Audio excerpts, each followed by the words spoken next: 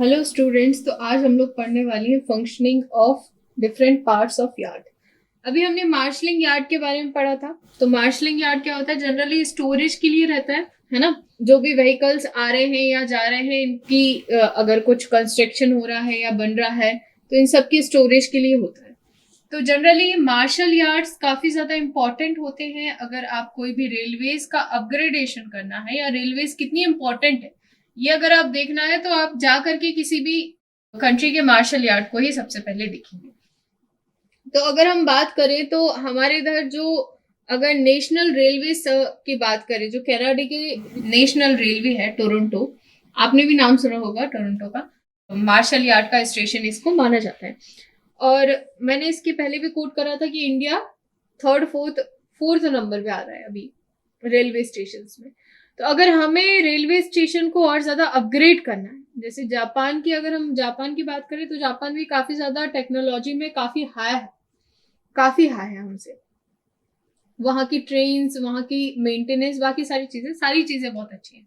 तो अगर हमें मार्शलिंग यार्ड को बनाना है तो उस टाइम पे डिजाइन करते टाइम हमें क्या क्या चीजें माइंड में रखनी है। तो अगर हमें कोई भी चीज को डिजाइन कर रहे हैं तो डिजाइन करते टाइम चूंकि हमें यहाँ पे वेगन्स को स्टोर करना है तो सबसे पहले इसकी स्टोरिंग कैपेसिटी अच्छी होनी चाहिए। देखो, यहाँ पे जरूरी नहीं कि हमें किसी चीज को स्टोर करके नहीं रखना है, स्टोरिंग से ज्यादा डिस्पैचिंग पावर होनी चाहिए। मतलब मान लीजिए कि आपने यहाँ पे क्या करा कि यहाँ पे आपने बना तो लिया, बहुत सारे यार्ड्स बना लिए, है ना। और इस यार्ड्स में आपने क्या करा, वेगन्स भी बना दिए, लोकोमोटिव्स बना दिए। अब यहाँ पे स्टोरेज कैपेसिटी तो बहुत अच्छी है, मगर यहाँ से डिस्पैच करने के लिए अगर डिस्पैचिंग होनी है तो पता चल रहा है कि जब तक फर्स्ट यार्ड की चीजें नहीं जाएंगी तब तक एक बार में एक ही की फंक्शनिंग हो रही है। पहले फर्स्ट की हो रही है, सेकंड की हो रही है, थर्ड की हो रही है, फिर फोर्थ की हो रही है।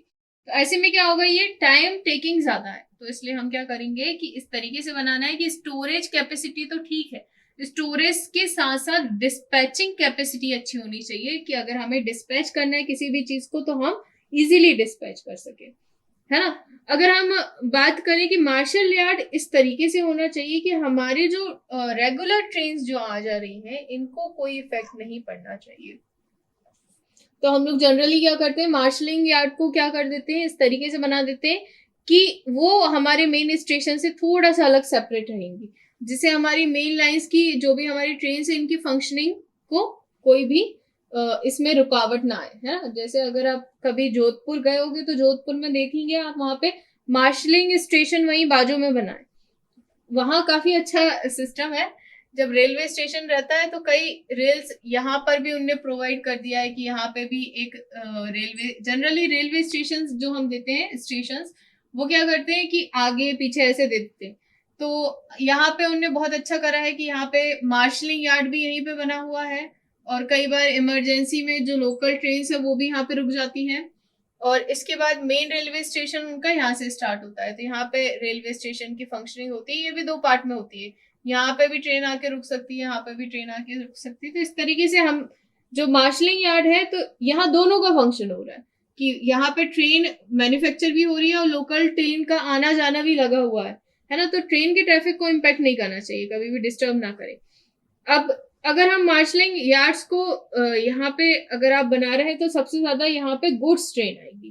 तो नंबर ऑफ गुड्स ट्रेन और जो गुड्स का स्टोरेज है, वो गुड्स का स्टोरेज कैपेसिटी यहाँ पे आसपास होनी चाहिए कि हमारी आसानी से हमारे गुड्स आके रखा जाए, या डिस्पैच होना है तो गुड्स वहां पे डिस्पैच भी हो जाए।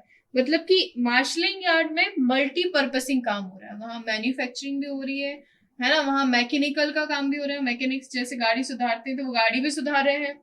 इसके साथ साथ वहां से ट्रेनें आ जा भी रही हैं, गुड्स भी वहां जाकर के रुक रहे हैं, गुड्स की जो ट्रेन है उनका गुड्स भी वहां पे आप कैरी आउट कर सकते हैं। ठीक है।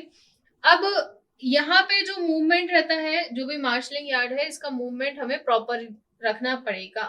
तो इसलिए हमने इसका अलग अलग फीचर्स बना दिए, है ना। तो अगर हम फीचर्स की बात करें तो जब भी हम किसी भी इंस्टीट्यूट में जाते हैं या किसी भी आप भी अपने कॉलेज में जाते हैं तो सबसे पहले आप देखते हैं कि आपके पास रिसेप्शन एरिया रहता है। फिर रिसेप्शन एरिया पे जाओगे, फिर आप पूछोगे कि अच्छा मुझे यहाँ जाना है, तो वो बताएंगे ठीक है यहाँ से ऐसे चले जाओ। फिर उसके बाद आप वहां जाओगे तो वहां पे आपका डिपार्टमेंट मिलेगा। फिर डिपार्टमेंट में जाओगे तो डिपार्टमेंट में भी आपकी खुद की एक क्लासरूम रहेगा, है ना। तो इसी तरीके से वहां पे भी जो अगर हम मार्शलिंग यार्ड करें तो मार्शलिंग यार्ड में भी ऐसे ही हमने बाइफर्गेशन करा है। सबसे पहले रिसेप्शन एरिया रहता है। रिसेप्शन एरिया पे क्या होगा कि जितने भी यार्ड्स आएंगे, है ना, जितने भी यार्ड्स आएंगे वो यहाँ पे आकर के रुक जाएंगे। कई बार जैसे ट्रेन्स आ रही है तो ट्रेन्स का इन ट्रेनों का मेंटेनेंस होना है, इन ट्रेनों में वेगन्स या यार्ड्स या वेगन्स चेंज होने या लोकोमोटिव चेंज होने या कुछ मेंटेनेंस होना है तो वो कहाँ आएंगे, सबसे पहले रिसेप्शन एरिया पे आएंगे। अब रिसेप्शन एरिया से कहाँ जाएंगे, अब इनको पहुंचा दिया जाएगा स्टोरेज पे। इसी के ग्रेविटेशनल यार्ड बना दिया जाता है फॉर द स्टोरेज। अब ये कहाँ जाएंगे, स्टोरेज पे चले जाएंगे। अब स्टोरेज में कहेंगे अच्छा ठीक है, उनका चेकअप होगा, जितने भी वेगन्स या कोई यार्ड्स वगैरह खराब होंगे उनको हटा के नए वेगन्स और यार्ड्स लगा दिए जाएंगे। अब इनको फिर से कहाँ करना है, अब इनको फिर से भिजाना है अपनी जगह पे, है ना।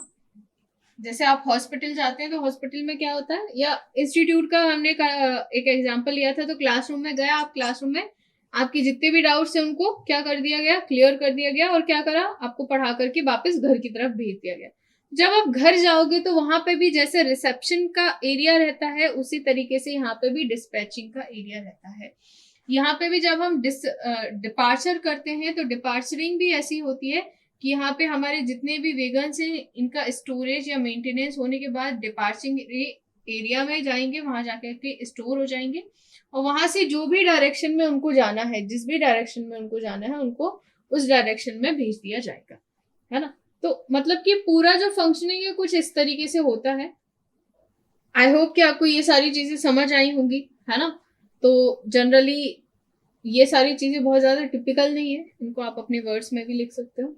तो अगर हम बात करें कि इनकी फंक्शनिंग की, कि क्या फंक्शनल रिक्वायरमेंट होनी चाहिए जब हम इस तरीके के कोई भी मार्शल यार्ड को बनाते हैं, तो अगर हम रिक्वायरमेंट्स की बात करें तो सबसे पहला तो जो हमने डिस्कस करा था कि स्टोरेज से ज्यादा इसका डिस्पैचिंग पावर होना चाहिए। तो जनरली आपको देखने को मिलेगा ये एक लूप की तरह या एक बैलून की तरह दिखता है। जब हम मार्शलिंग यार्ड बनाते हैं तो ये एक बैलून की तरह दिखता है ना। यहाँ पे जो मैंने यहाँ पे फंक्शनिंग बताई जैसे इसके अपोजिट रहती है। यहाँ पर जो भी स्टोरेज रहता है, और जब डिस्पैचिंग की बात आती है तो डिस्पैचिंग के लिए हम लोग ये वाला एरिया ओपन कर देते हैं। तो यहाँ से क्या होता जाएगा, यहाँ पे जो भी स्टोरेज का प्रॉपर्टीज सारी यहाँ रहेंगी, इसके साथ साथ कुछ इस तरीके से बना रहेगा। तो यहाँ से जो भी डिस्पैच होना होगा आपका, जितना भी आपके वेगन्स होंगे वो सारे क्या होते जाएंगे, डिस्पैच होते जाएंगे। जितने भी वेगन्स है, लोकोमोटिव्स हैं, वो सब डिस्पैच होते जाएंगे। अगर हम फर्दर इसकी बात करें तो ये इस तरीके से करेक्ट होना चाहिए कि जो फर्दर जितने भी आपके वेगन्स आ रहे हैं या ट्रेन्स आ रहे हैं अलग अलग डायरेक्शन से, तो वो उसको क्या कर सके, अप्रोच कर सके। इसके बाद अगर हम बात करें तो जब भी हम मार्शलिंग यार्ड बनाते हैं तो मार्शलिंग यार्ड के आसपास ही फैक्ट्री का इंस्टॉलेशन करते हैं। तो यहाँ पे इंडस्ट्रियल इंस्टॉलेशन भी की रिक्वायरमेंट रहती है, जो क्या रहे, यहाँ से जस्ट बाजू में रहे, है ना। आपको बता रहे हैं अपने इधर कौन सा वाला इंडिया में जो आपका मार्शलिंग यार्ड कहाँ पे है ना। इसके बाद अगर हम बात करें तो यहाँ पे स्टोरेज के साथ साथ कई बार ऐसा हो जाता है कि सामने ये जो ट्रेन्स या ये वेगन्स लोकोमोटिव जाएंगे कहाँ से, वही main line, branch line, crossing line से जाएंगे। तो अगर वहां पे ऑलरेडी कोई ट्रेन खड़ी हुई है, अगर यहाँ पे ऑलरेडी ट्रेन खड़ी हुई है तो हमारे पास इतना कैपेसिटी होना चाहिए कि हम उसको होल्ड ऑन कर सके, उन वेगन्स को, उन लोकोमोटिव्स को यहाँ पे आप होल्ड ऑन कर सकें। कहाँ पर होल्ड ऑन करेंगे, जो भी आपका अभी हमने यहाँ पे देखा था डिस्पैच, तो यहाँ डिस्पैच में हम उनको खड़ा कर सकें, इतना हमें एरिया वहां पर हमें प्रोवाइड करना चाहिए। इसके साथ साथ अगर हम बात करें इसके मूवमेंट की, तो मार्शलिंग यार्ड कुछ यहाँ पे एक टर्म आती है आपका लोको शेड्स। तो यहाँ पे हम लोग क्या करते हैं, लोको शेड्स में अलग अलग यहाँ पे एक लाइंस बना दी जाती है, और इन लाइन में हम लोग यहाँ पे डिफाइन कर देते हैं कि कहाँ से कहाँ तक आपका कौन कौन सा एरिया है ना। अगर आपकी किसी को वेटिंग के लिए खड़ा करना है तो कहाँ करेंगे, ऑन गोइंग के लिए या डिस्पैच के लिए खड़ा करना है तो कहाँ करेंगे। तो इस तरीके से सारी चीजें यहाँ पे ड्रॉन कर दी जाती है ना। नेक्स्ट अगर हम बात करें तो जब भी हम मार्शलिंग यार्ड बनाते हैं तो मार्शलिंग यार्ड बनाते टाइम स्टोरेज, आपका डिस्पैच और रिसेप्शन एरिया, ये तीन चीजों की रिक्वायरमेंट जरूरी है। आई होप कि आपको ये सारी चीजें समझ आई होंगी। Thank you for watching.